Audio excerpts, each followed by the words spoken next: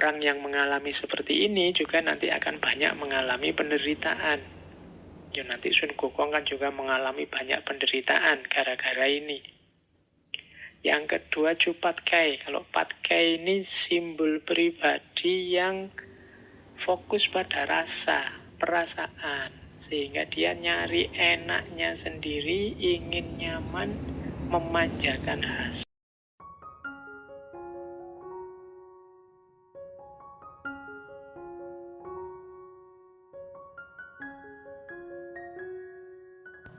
Assalamualaikum warahmatullahi wabarakatuh.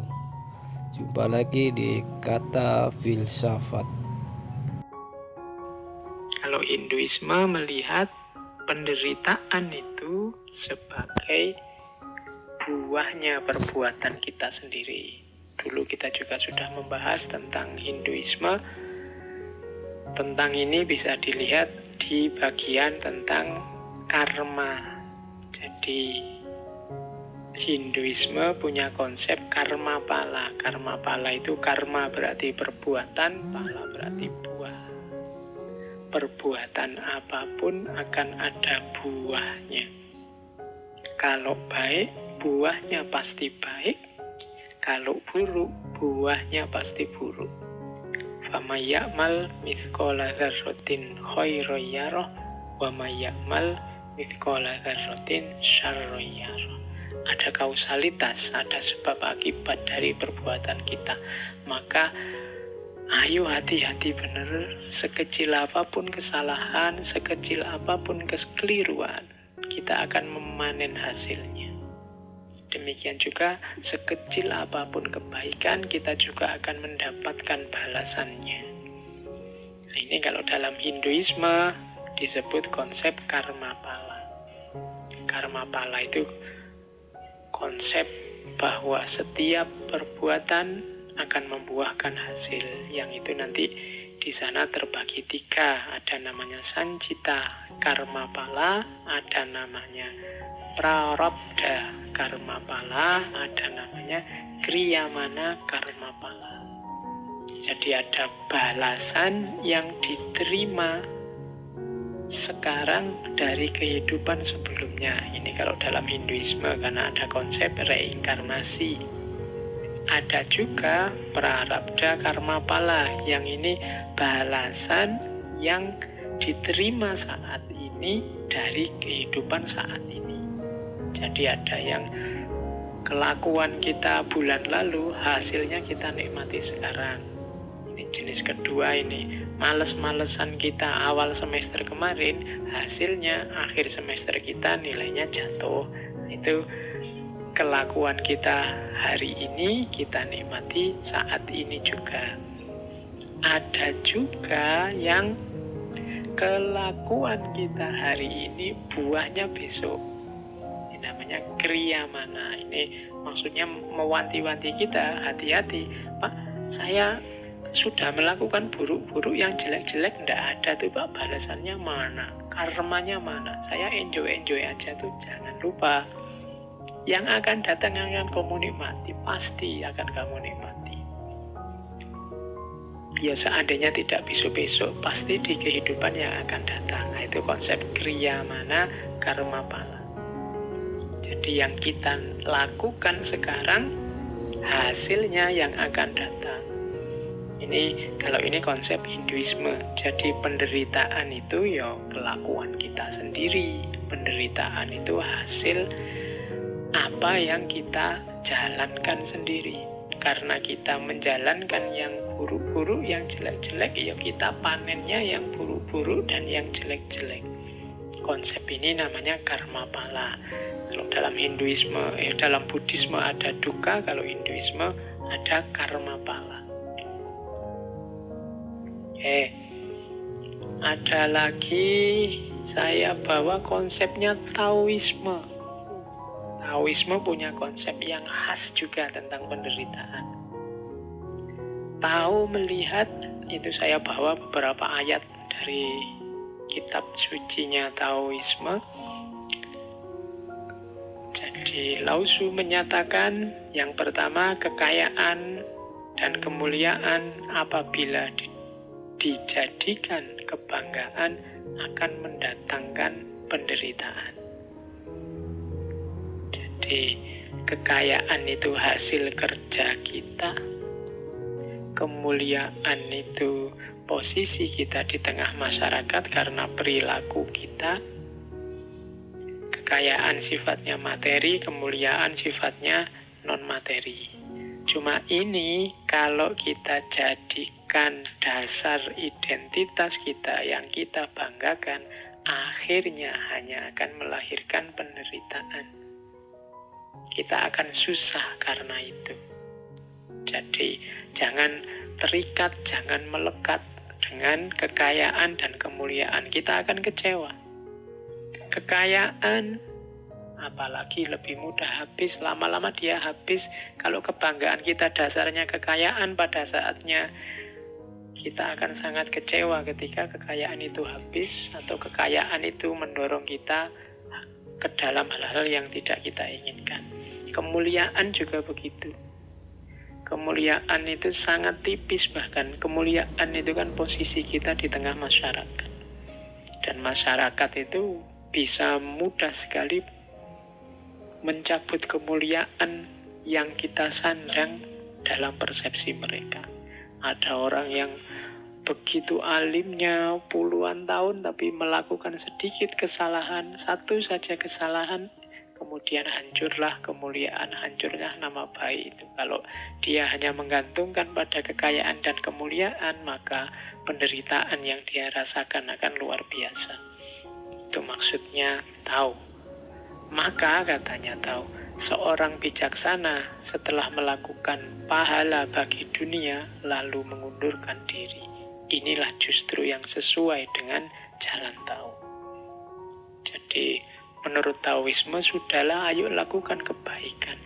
Ayo melakukan hal-hal yang bermanfaat di dunia ini.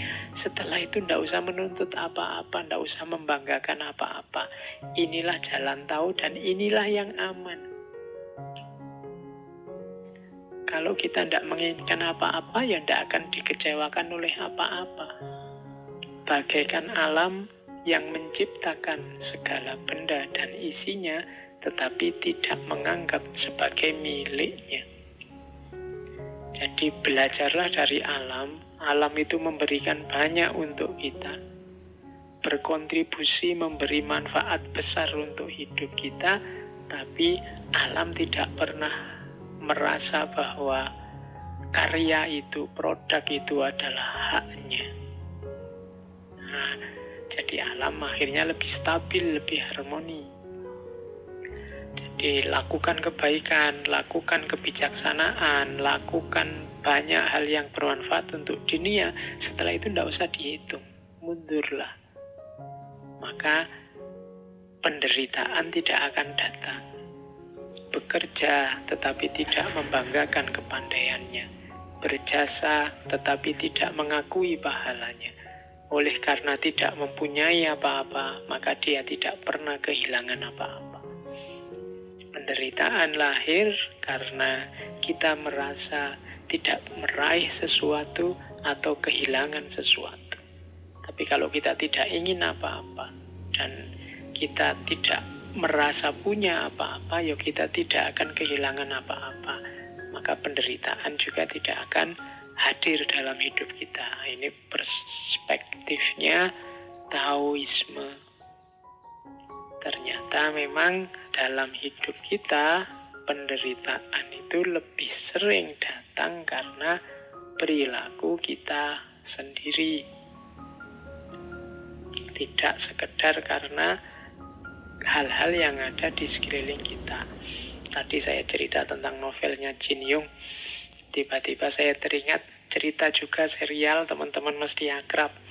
Ini ada hubungannya dengan penderitaan. Tiba-tiba saya ingat, sayangnya slide-nya tidak ada. Jadi kisah tentang perjalanan ke barat. Ya, teman-teman masih ingat ya dengan ceritanya Kera Sakti Sun Gokong. Ini di banyak referensi disebut bahwa cerita perjalanan ke barat itu gambaran tentang perjalanan jiwanya manusia. bagaimana 4 muridnya Biksu Tong ini menggambarkan hambatan-hambatan dalam jiwa manusia yang sering mengganggu, yang sering melahirkan penderitaan.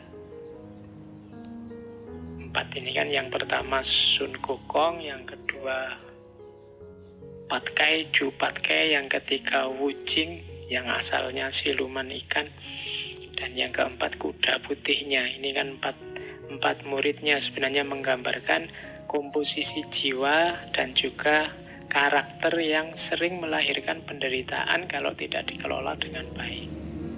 Sun Gokong ini menggambarkan pribadi yang cerdas, terampil, cerdik, tapi sering kebablasan, sering membesarkan dirinya, mengalami superiority complex, merasa bisa mengatasi segalanya. Kadang-kadang tidak panjang pertimbangannya karena dia merasa sudah pintar, sudah cerdik, sudah cerdas. Ini cirinya Sun Gokong, sehingga dia sering kesulitan di sini membanggakan keterampilan dan kecerdikan serta kecerdasannya. Orang yang mengalami seperti ini juga nanti akan banyak mengalami penderitaan. Ya, nanti Sun Gokong kan juga mengalami banyak penderitaan gara-gara ini. Yang kedua Ju Patkai. Kalau Patkai ini simbol pribadi yang fokus pada rasa, perasaan, sehingga dia nyari enaknya sendiri, ingin nyaman, memanjakan hasrat. Akhirnya apa? Dia mendapat banyak penderitaan dari bapernya dia, dari kemalasannya dia, dari rasa ingin enaknya sendiri. Jadi teman-teman, mungkin ada yang tipe seperti Patkai ini, fokusnya pada perasaan, ingin enak, ingin nyaman.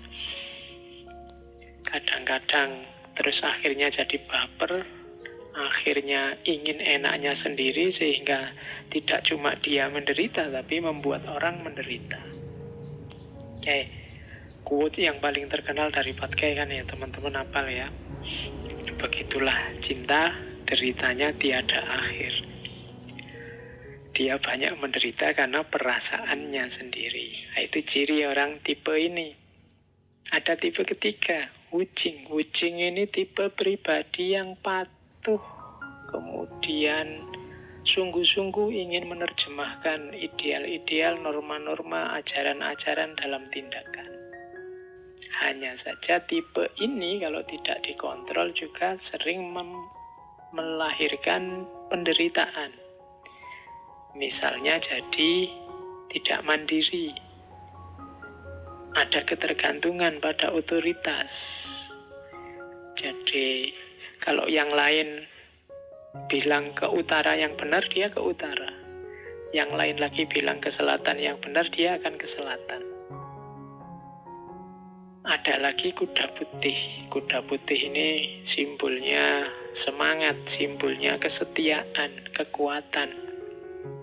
Tapi biasanya kualitas ini kalau tidak dikontrol dengan baik melahirkan penderitaan, terburu-buru, tidak peka, mudah terprovokasi, dan lain sebagainya. Jadi ini tiba-tiba saya ingat cerita ini, bahwa dari cerita ini juga yang pasti dari tradisi pemikiran timur kelihatan bahwa ternyata penderitaan itu lahir dari karakter manusianya, bukan dari peristiwa atau lingkungan sekelilingnya. Yuk kita lanjutkan. Tadi sudah perspektif banyak agama-agama. Sekarang kita lihat ada perspektif sufisme atau perspektif tradisi mistisisme. Di perspektif sufisme, penderitaan ini bahkan bukan sesuatu yang dihindari. Minggu lalu saya cerita tentang Robiah, dan masih banyak lagi cerita tentang para wali yang penderitaan itu bukan sesuatu yang dihindari. Bahkan penderitaan diposisikan sebagai jalan untuk membersihkan diri. Dalam tradisi mistisisme ada asumsi bahwa jasmaniah manusia, lahiriah manusia, hasrat dan nafsu manusia itu perlu dilemahkan, sehingga yang rohani dan yang hakiki bisa lebih kuat. Cara melemahkannya seperti apa? Dengan jalan membuatnya menderita. Maka para sufi itu kadang melakukan amalan-amalan yang tujuannya memang melemahkan jasmaniah, melemahkan nafsu. Arahnya kemana? Ya biar ruhaninya lebih kuat. Jadi memilih penderitaan sebagai jalan pembersihan diri. Nah, ini perspektif sufisme. Biasanya dipakai dengan istilah melakukan suluk, melakukan perjalanan via purgativa. Purgativa itu pembersihan diri melalui penderitaan-penderitaan.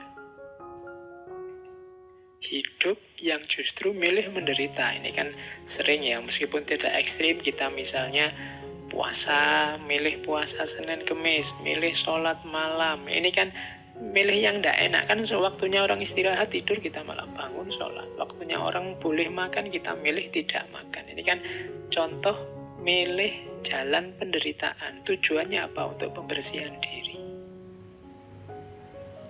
Modenya ya mode riyadoh, mode mujahadah, tazkiyatun nafas. Ini jalan untuk membersihkan diri. Jadi kadang-kadang sufi itu lebih milih jalan yang tidak enak. Bukan karena tidak pinter, tidak tahu mana yang lebih enak, mana yang tidak enak, tapi sangat tahu. Tapi beliau milih itu untuk melemahkan jasmaninya, melemahkan hasrat nafsunya, sehingga rohaninya jadi kuat. Ini perspektif sufisme. Hampir di semua tokoh sufi yang kita bahas, terasa bahwa hampir semua sufi lebih memilih jalan hidup penderitaan. Menderita secara fisik tidak masalah, asal ruhaninya cemerlang. Menderita di dunia tidak masalah, asal akhiratnya bahagia. Menderita sekarang tidak masalah, asal besok bahagia. Nah, logika ini yang dipakai. Kalau di Jawa ada istilah tirakat. Mungkin ada serapan dari bahasa Arab. Tirakat dari kata-kata taroka, meninggalkan. Jadi meninggalkan itu orang yang pantang melakukan sesuatu atau pantang memakan sesuatu atau dan seterusnya. Tujuannya apa? Untuk tadi menguatkan rohani. Ini perspektif sufisme. Terima kasih sudah menonton. Semoga bermanfaat. Terus dukung channel ini agar terus berkembang. Terima kasih.